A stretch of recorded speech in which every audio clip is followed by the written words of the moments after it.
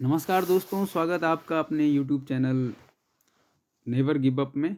और आज की वीडियो उत्तराखंड पुलिस कांस्टेबल परीक्षा की का जो पुराना पेपर है ये मेरे पास था कहीं पड़ा हुआ।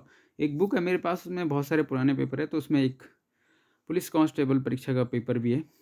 तो आई होप आपको ये वीडियो ज़रूर पसंद आएगी। और ये वीडियो शुरू करने से पहले मैं आपके लिए एक शायर पढ़ना चाहता हूँ।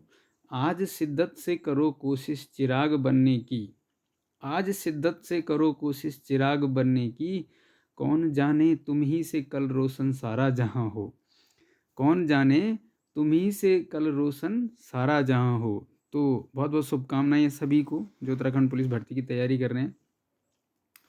और अब आपकी वीडियो शुरू करते हैं। और वीडियो शुरू करने से पहले अगर आप चैनल पर नए हैं तो चैनल को सब्सक्राइब कर लें और बेल आइकन को प्रेस कर लें। और कुछ मत करना, लेकिन वीडियो को लाइक ज़रूर कर देना। आपका एक लाइक आज की वीडियो में जो आपका लाइक रहेगा वही डिसाइड करेगा कि इसके बाद मैं आपके लिए और वीडियोस लाऊंगा या नहीं लाऊंगा, उसके ऊपर, मतलब जो रिटर्न एग्ज़ाम आपका होने वाला है उसके ऊपर या और जो टॉपिक हैं उसके ऊपर। तो आप वीडियो को सबसे पहले लाइक ज़रूर कर दीजिए, उसके बाद हम आगे शुरू करते हैं। ठीक है, तो हम पूरे क्वेश्चन देखेंगे, पूरा पेपर देखेंगे और फटाफट होगा क्योंकि बहुत लंबी वीडियो में बनाने के उसमें नहीं हूँ। और आपको भी पता है यूट्यूब में अब ऐसा कुछ मिलता कुछ नहीं है, ये एक समाज सेवा के तौर पे हो रहा है। तो वीडियो को लाइक ज़रूर कर देना आप लोग, ठीक है, और अपने दोस्तों के साथ शेयर कर देना। तो शुरू करते हैं फर्स्ट क्वेश्चन से। भारत का राष्ट्रीय वृक्ष क्या है? देखो इस प्रकार के ही प्रश्न आएंगे क्योंकि इंटरमीडिएट लेवल का पेपर है, हो सकता है थोड़ा सा मॉडरेट वो बनाएं, ठीक है, इंटरमीडिएट बेस है। तो आप इसको बहुत इजी पेपर भी मत लेना क्योंकि आगे आपको और भी क्वेश्चन मिलेंगे। तो भारत का राष्ट्रीय वृक्ष क्या है? पहला प्रश्न है तो वट वृक्ष है, जिसको हम बरगद भी बोलते हैं। ठीक है, दोनों चीज़ आपको पता होना चाहिए। भारत की राष्ट्रीय नदी गंगा नदी है, कब घोषित की गई थी? 2008 में, ये भी आपको पता होना चाहिए। ठीक है, भारत का राष्ट्रीय पशु कौन सा है? तो बाघ है, सबको ही पता है। शेर सूर मत करके आ जाना, ठीक है, ऐसी कन्फ्यूजन होता है वहाँ पे पेपर में। भारत का राष्ट्रीय ग्रंथ कौन सा है? तो गीता है। चलो आगे चलते हैं जल्दी जल्दी से। और अगर आपको और स्पीड से देखना है तो आप पॉज करके भी देख सकते हैं, दोबारा भी देख सकते हैं, और स्पीड बढ़ाने के लिए आप तीन जो डॉट हैं उस पर जा सकते हैं। ठीक है, अब नेक्स्ट क्वेश्चन है, भारत की लिपि कौन सी है? तो भारत की लिपि जो है देवनागरी है, हिंदी भाषा की जो लिपि है वो देवनागरी लिपि है। भारत का राष्ट्रीय राज चिन्ह कौन सा है? तो अशोक की ललाट जो है, अशोक की लाट जिसको बोलते हैं, वो भारत का राष्ट्रीय राज चिन्ह है। उसमें आपको ये बताना है उसमें कितने शेर हैं। ठीक है, शक संवत को राष्ट्रीय पंचांग के रूप में भारत सरकार ने कब लागू किया था? तो 22 मार्च 1957 को। तो देखो इस तरह के प्रश्न भी आएंगे, थोड़ा सा डीप है अगर देखा जाए। तो शक संवत को कब लागू किया था? 22 मार्च 1957 को। राष्ट्रीय ध्वज की चौड़ाई लंबाई का अनुपात कितना है? देखो यहाँ पे उसने चौड़ाई और लंबाई पूछ लिया, लेकिन ये क्वेश्चन डबल जो जहाँ पे छापा गया है जिस बुक में, तो उसमें डबल छाप दिया इन्होंने, दोनों तरीके से आता है। ठीक है, तो आपके पास अगर चौड़ाई पहले आते, कन्फ्यूजन करने के लिए देता है, चौड़ाई और लंबाई का अनुपात 2:3 है, और राष्ट्रीय ध्वज की लंबाई और चौड़ाई का अनुपात 3:2 जो है 2 है। तो लंबाई जो जो पहले होगा उसका आपने ध्यान रखना है। ठीक है, अगर चौड़ाई तो कम होती है तो 2 होगा, लंबाई ज़्यादा होती है तो 3 होगा। ठीक है, राष्ट्रीय ध्वज को कब अपनाया गया था? 22 जुलाई 1947 को। ठीक, चलो आगे चलते हैं हम अपना। नेक्स्ट क्वेश्चन है, Indian standard time Greenwich mean time से कितना आगे रहता है?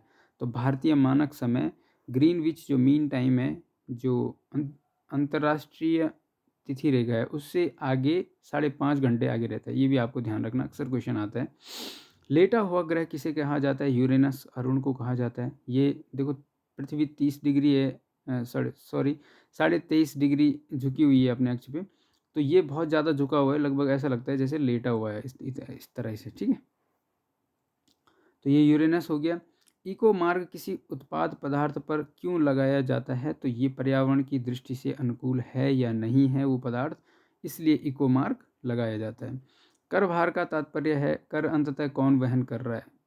कर भार का तात्पर्य क्या है कि कर अंततः, जैसे दुकानदार को आपने कोई चीज़ दुकान से, अब फैक्ट्री में उत्पादन होता है तो फैक्ट्री वाला थोड़ी नहीं कर वहन कर रहा है, वो तो दुकानदार को बेचता है, उस पर टैक्स लगा देता है कि भाई इतना तो टैक्स जीएसटी लग रखा है। फिर दुकानदार किससे वसूलता है? ग्राहक से वसूलता है। तो आप लोगों पे ही लास्ट में इसका कर भार का असर पड़ता है। तो इसका मतलब यही है कि कर अंततः कौन वहन करता है। सुपर 301 क्या है? तो ये एक पुराना क्वेश्चन है, अब आपके लिए उतना अपडेट है नहीं, लेकिन फिर भी आपकी नॉलेज के लिए होना चाहिए कि इस तरह की चीज़ आ जाती है। सुपर 301 क्या है? यह अमेरिकी व्यापार कानून की वह धारा है जो उन्हें अपने आयात पर उच्च सीमा शुल्क लगाने की शक्ति देता है। अमेरिका क्या करता है, अपने यहाँ कोई भी आयात होता है उस पर उच्च सीमा शुल्क लगाता है। बॉर्डर मतलब जब एंटर करेगी वस्तु अमेरिका में तो उस पर ज़्यादा टैक्स लगता है ताकि वो चीज़ अमेरिका में महंगी हो जाए, तो लोग आयात नहीं करेंगे। ठीक है। भगत सिंह किस राजनीतिक दल के सदस्य थे? तो हिंदुस्तान समाजवादी रिपब्लिकन पार्टी के थे। तो ये भी आपको अगर पता था तो अच्छी बात है, नहीं था तो कोई बात नहीं। 1857 का भारतीय स्वतंत्रता संग्राम पुस्तक के लेखक कौन थे? तो विनायक सावरकर। वी.डी. सावरकर का नाम आपने सुना होगा, उनकी ये बुक है 1857 का भारतीय स्वतंत्रता संग्राम। डांडी यात्रा का संबंध है नमक के कानून को तोड़ना। ये कब शुरू हुई थी? 12 मार्च 1930 को। किसने करा था? गांधी जी ने। कहाँ से कहाँ तक हुई थी ये भी आपको पता होना चाहिए। ठीक है। चोरी चोरा का संबंध किस घटना से है? असहयोग आंदोलन से। तो ये 1922 में हुई थी ये घटना, चोरी चोरा की, 22 फरवरी 1922 को। ठीक है। चोरी चोरा कांड था। उसके बाद महात्मा गांधी जी ने अपना असहयोग आंदोलन वापस ले लिया था। बुद्धि लब्धि IQ निकालने का सूत्र भी देखो पूछा गया है। तो IQ किसी का कैसे निकाला जाता है? मानसिक आय इंटू 100 बटे वास्तविक आय। ठीक है। भारत के राष्ट्रीय गीत के रचयिता कौन है? तो बंकिम चंद्र चटर्जी हैं। राष्ट्रीय गीत आपको पता ही है, वंदे मातरम है। भारत का राष्ट्रीय गान जनगण मन के रचयिता रविन्द्रनाथ टैगोर जी हैं। ठीक है।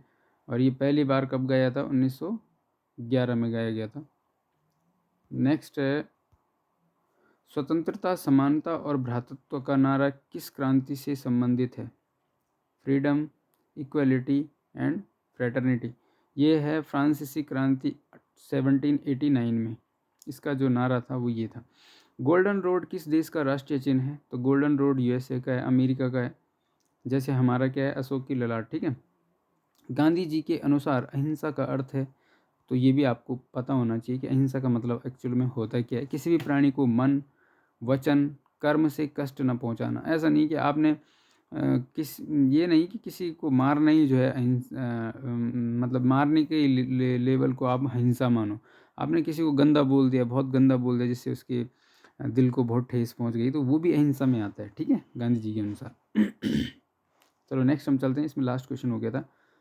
तो दोस्तों वीडियो को लाइक ज़रूर करें, तभी आपके लिए आगे की वीडियो भी बनेगी, और मैं निश्चित रूप से लाऊंगा आपके लिए और वीडियोस, क्योंकि मेरे पे काफ़ी मटेरियल है इस तरह का, तो आपके लिए यूज़फुल रहेगा एग्ज़ाम के लिए। गोविंद, देखो ये क्वेश्चन नहीं है आपके पेपर के, ये थोड़ा सा बीच में उन्होंने ऐसे दे रखा कि मतलब इस तरह के क्वेश्चन भी आ सकते हैं आपके लिए। गोविंद वाइल्ड लाइफ सेंचुरी किस जनपद में है? तो ये उत्तरकाशी में है। ये पेपर में नहीं था लेकिन आ सकता है। झिलमिल वाइल्ड लाइफ सेंचुरी कहाँ है? ये तो हरिद्वार में है। सोना नदी वाइल्ड लाइफ सेंचुरी कहाँ है? तो ये पौड़ी में है। मैंने सही करके कर रखा है, पौड़ी में है। ठीक है, ये गलत दे रखा था, ये पौड़ी में है। Central animal hospital research institute कहाँ है? तो ये मुक्तेश्वर में है। गौरा देवी का नाम किस आंदोलन से जुड़ा है? तो आप सबको पता है, चिपको आंदोलन से है, ये भी आपको पता होना चाहिए। Wadia institute of Himalayan geology कहाँ स्थित है? देहरादून में। सेंट्रल बिल्डिंग रिसर्च इंस्टीट्यूट कहाँ स्थित है? रुड़की में। Indira Gandhi national forest institute कहाँ है? तो ये देहरादून में है। और इंडियन मिलिट्री अकेडमी IMA कहाँ स्थित है? देहरादून में। तो ये एक्स्ट्रा था। अब आपके फिर से वही पुराने क्वेश्चन जो पेपर के हैं वो शुरू होते हैं।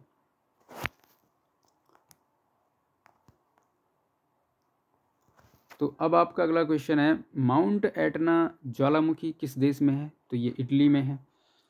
रानी लक्ष्मीबाई बांध किस नदी में स्थित है? तो बेतवा नदी पर है रानी लक्ष्मीबाई बांध। नेक्स्ट है, सूखी बर्फ, ड्राई आइस किसे कहते हैं? ठोस कार्बन डाइऑक्साइड को क्या बोलते हैं? सूखी बर्फ। सत्य शोधक समाज की स्थापना किसने की? ज्योतिबा फुले ने। कब की थी? 1873 में। यहाँ पे आपको एक्स्ट्रा इन्फॉर्मेशन भी मिल रही है, तो वीडियो को लाइक ज़रूर करें आप। किस भारतीय स्वतंत्रता सेनानी को महामना के नाम से पुकारा जाता है? तो सबको पता है कि महामना मदन मोहन मालवीय जी को बोलते हैं। राष्ट्रीय मतदान दिवस कब मनाया जाता है? तो 25 जनवरी को मनाया जाता है। National Voter Day. Mahatma Buddha की मृत्यु किस स्थान पर हुई थी? कुशीनगर में हुई थी। और अगला क्वेश्चन हमारा है, यहाँ से शुरू करते हैं। किस अनुच्छेद में व्यक्ति को स्वयं के धर्म का प्रचार करने की अनुमति प्रदान की गई है? तो ये है अनुच्छेद 25(1) 25(1) आपको ध्यान रखना है। भारतीय शल्य क्रिया का जनक किसे कहा जाता है? सुश्रुत को कहा जाता है। और Birbal Sahni institute of polio botany कहाँ स्थित है? लखनऊ में है। मौन पालन का अध्ययन कहा जाता है एपीकल्चर को। केंद्रीय आलू शोध संस्थान कहाँ है? तो ये शिमला में है। वर्ष 1981 में किस देश ने एड्स बीमारी की पहचान की थी? तो ये आपको आ सकता है क्वेश्चन कि कब हुई थी? 1981 में। और किसने करी थी? संयुक्त राज्य अमेरिका, यूएसए ने। सम्राट अशोक किस वंश का राजा था? तो ये मौर्य वंश के राजा थे सम्राट अशोक, आपको पता ही है। नेक्स्ट क्वेश्चन है, अशोक ने बौद्ध धर्म कब स्वीकार किया था? तो 261 ईस्वी पूर्व कलिंग युद्ध के पश्चात उन्होंने बौद्ध धर्म को स्वीकार कर लिया था। अहिंसा के प्रति वो बहुत ज़्यादा हो गए थे। उसके बाद है संत रविदास या रैदास के गुरु कौन थे? तो इनके गुरु थे रामानंद। नेक्स्ट क्वेश्चन की तरफ हम चलते हैं, जल्दी से समाप्त करना है, वीडियो लंबी हो रही है लेकिन पूरा पेपर करना है हमें अभी। नेक्स्ट क्वेश्चन है, भक्ति आंदोलन के महान संत चैतन्य किसके भक्त थे? तो ये कृष्ण के भक्त थे। हिंदू मुस्लिम एकता के पक्के हिमायती कौन थे? कबीरदास। शिवाजी के पिताजी का नाम क्या था? शाहजी भोंसले। इस तरह के प्रश्न भी आते हैं। 1665 में पुरंदर नामक स्थान पर किस किस के बीच संधि हुई थी? शिवाजी और जयसिंह के बीच। पुरंदर संधि आप ध्यान रखना 1665 में हुई थी और किस किस के बीच हुई थी? शिवाजी और जयसिंह के बीच।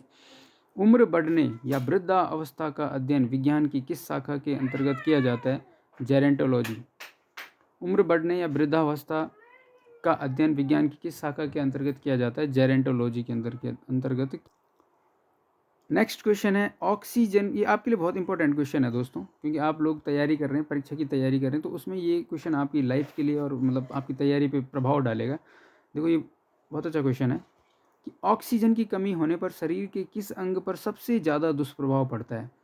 तो सबसे ज़्यादा इफेक्ट आपका ब्रेन, मस्तिष्क पे पड़ता है। इसलिए आप खूब पानी पिएं, खूब ज़ोर ज़ोर से गहरी गहरी सांसें लें, सुबह दौड़ की प्रैक्टिस करें, तो उससे आपके ऑक्सीजन लेवल शरीर में ज़्यादा रहता है। ऑक्सीजन ज़्यादा रहेगी, मस्तिष्क अगर ऑक्सीजन सप्लाई अच्छी रहेगी तो आपका जो याद करने की जो पावर है, मेमोरी पावर है, वो भी अच्छी रहेगी। अब ऑक्सीजन की कमी रहेगी, पानी कम पियोगे तो याद भी नहीं होगा, पढ़ोगे लेकिन याद नहीं होगा। विश्व एड्स दिवस कब मनाया जाता है? तो 1 दिसंबर को। सॉरी, ये एक्स्ट्रा क्वेश्चन है, ये पेपर में नहीं थे, तो ये फिर भी आपके काम आ सकते हैं। कि श्वेत क्रांति का संबंध आपको पता है दूध से है। गुलाबी क्रांति झींगा उत्पादन, हरित क्रांति खाद्यान्न उत्पादन, गेहूँ स्पेशली, और भूरी क्रांति उर्वरक, पीली क्रांति तिलहनों के उत्पादन के लिए, गोल क्रांति आलू के उत्पादन के लिए, और नीली क्रांति मत्स्य उत्पादन के लिए है, और लाल क्रांति टमाटर व मांस उत्पादन के लिए, और रजत क्रांति अंडा उत्पादन के लिए। तो ये भी आपके लिए बहुत यूज़फुल रहने वाला है, इसलिए इन क्वेश्चन को आप मिस ना करें। अब फिर आपके पेपर की तरफ चलते हैं। रिकेट्स बीमारी किस विटामिन की कमी से होती है? तो विटामिन डी की वजह से क्या होता है? रिकेट्स। पीतल किन किन धातुओं का मिश्रण है? तो तांबा और जस्ता। अब इसका शॉर्टकट क्या है? आपको थोड़ा अपने पिताजी का ध्यान कर लेना। जैसे आपको पीतल की बात आती है तो पिताजी, तो पी से पीतल, और ता से तांबा, और जा से जस्ता। बस पिताजी का ध्यान रखो, पीतल को कभी नहीं भूलोगे, तांबा और जस्ता। ठीक है। भारतीय दंड संहिता के निर्माता कौन थे? तो लॉर्ड मैकॉले थे। नवजात शिशु की नाड़ी की गति प्रति मिनट कितनी होती है? तो 140 से 150 बार होती है। ठीक है। असामान्य मनुष्य की कितनी होती है? ये भी आपको कमेंट में लिखना है। सामान्य वायुमंडल में कितने प्रतिशत कार्बन डाइऑक्साइड होती है? तो वायुमंडल में कार्बन डाइऑक्साइड कितनी होती है? 0.03%। आपको ये बताना है ऑक्सीजन कितनी होती है, कमेंट में बताना है आपको, और इससे पता भी लगेगा कि आपकी तैयारी कितनी है। और दूसरा ये कि अगर आपको कुछ और आप कुछ बोलना चाहते हो, आपके लिए और वीडियो लानी है इसी तरह की, तो आप कमेंट में ज़रूर लिख दीजिए। और ये भी लिख देना कि आपको वीडियो कैसी लगी, ताकि तब थोड़ा ये मोटिवेशन मिलता है ना कि आपके लिए और बनाया जाए। कर्नल गद्दाफी किस देश से संबंधित हैं? तो ये लीबिया के थे। अब करंट का क्वेश्चन हो गया, अब इतना आता नहीं है ये। चित्रलेखा नामक पुस्तक के लेखक का नाम क्या था? तो भगवती चरण वर्मा। ये भी आप ध्यान रखना। नेक्स्ट क्वेश्चन की तरफ चलते हैं, वीडियो लंबा हो रहा है, जल्दी जल्दी निपटाते हैं। वीर चंद्र सिंह गढ़वाली का संबंध किससे है? तो पेशावर सैन्य विद्रोह कब हुआ था? 1929 में हुआ था, 1929 में। तो ये भी आपको ध्यान रखना है कब हुआ था। ठीक है, और कितनी तारीख को हुआ था ये आप कमेंट में लिखेंगे। तो वीर चंद्र सिंह गढ़वाली का संबंध किससे है? पेशावर सैन्य विद्रोह से है। और नेहरू पर्वतारोहण संस्थान किस जनपद में है? तो ये उत्तरकाशी में है। आपको पता है निम भी आ जाता है, कभी लिखा हुआ निम, NIM, ठीक है, नेहरू इंस्टीट्यूट ऑफ माउंटेनियरिंग। इसकी स्थापना कब हुई थी ये आपने लिखना है, 1965 में हुई थी। चलो मैं ही बता देता हूँ, ठीक है। नेक्स्ट क्वेश्चन है, सेब पेड़ से गिरा वाक्य में कौन सा कारक है? अपादान। जहाँ पे दो चीज़ें अलग होती है वहाँ पे अपादान कारक होता है। आंसू का बहुवचन क्या होता है? तो आंसू का बहुवचन आंसू ही होता है, उसमें कोई चेंज नहीं होता है। कवि का स्त्रीलिंग क्या होता है? तो कवयित्री। देखो ये शुद्ध लिखने में भी आता है, आप कवयित्री लिखते हो लेकिन कवयित्री शुद्ध ये होता है, ठीक है। तो यहाँ पे शुद्ध लिखा गया है, इसको भी आप ध्यान रखना कि इसको शुद्ध कैसे लिखते हैं। अगला क्वेश्चन है, हिंदी की क्वेश्चन है ये, द्रव्यवाचक संज्ञा शराब से जातिवाचक संज्ञा क्या बनेगी? तो ये तो द्रव्यवाचक संज्ञा हो गया, लेकिन जातिवाचक बनाना तो शराबी हो जाएगा, ठीक है। बहुत सारे लोगों को इंगित करेगा जो शराब पीते हैं। सरिता दौड़ रही है, इसमें किस प्रकार की क्रिया है?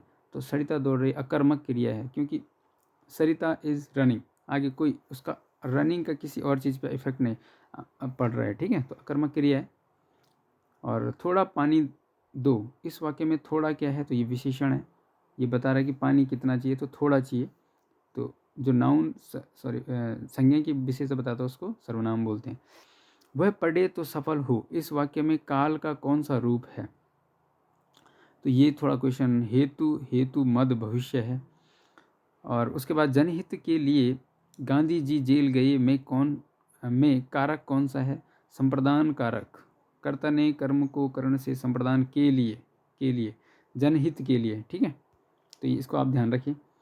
और गाड़ी आती होगी, इस वाक्य में काल का रूप है, तो ये गागेगी किस में आता है? संदिग्ध वर्तमान है, ठीक है ना। अभी उसको कंफर्म नहीं हो रहा कि आ गई है या आती है। आती होगी मतलब भाई डेली आती होगी, ठीक है, तो संदिग्ध वर्तमान है। और उसके बाद है टिकट घर किस प्रकार का शब्द है? तो ये संकर शब्द है। संकर शब्द मतलब दो चीज़ों से मिलकर बन रखा है, दो अलग अलग भाषा के शब्दों से। टिकट इंग्लिश का हो गया, घर हिंदी का हो गया, संकर शब्द है। टिकट प्लस घर, टिकट घर।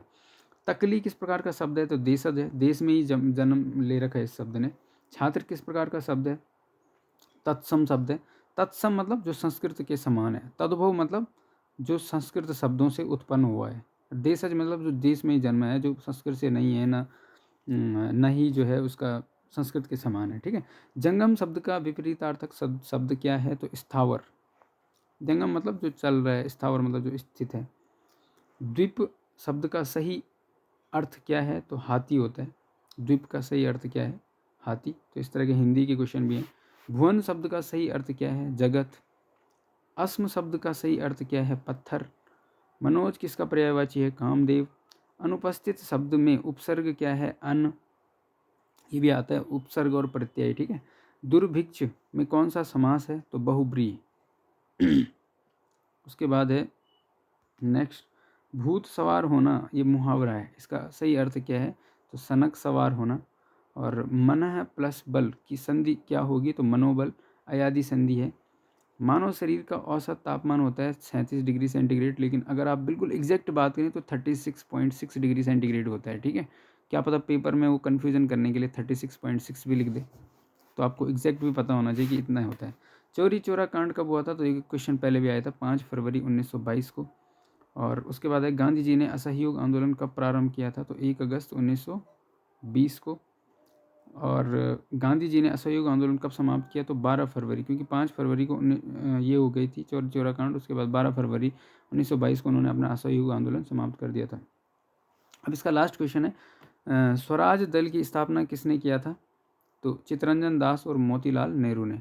अब दोस्तों अगर आप SI की तैयारी कर रहे हैं तो SI का भी मेरे पास पेपर है, और अगर आपको वो भी पेपर चाहिए तो आप उसमें कमेंट लिख दीजिए और मैं आपके लिए वो पेपर भी लेके आऊँगा। Thank you for listening so peacefully और वॉचिंग दिस वीडियो। वीडियो को लाइक करना और शेयर करना ना भूलें। Thank you.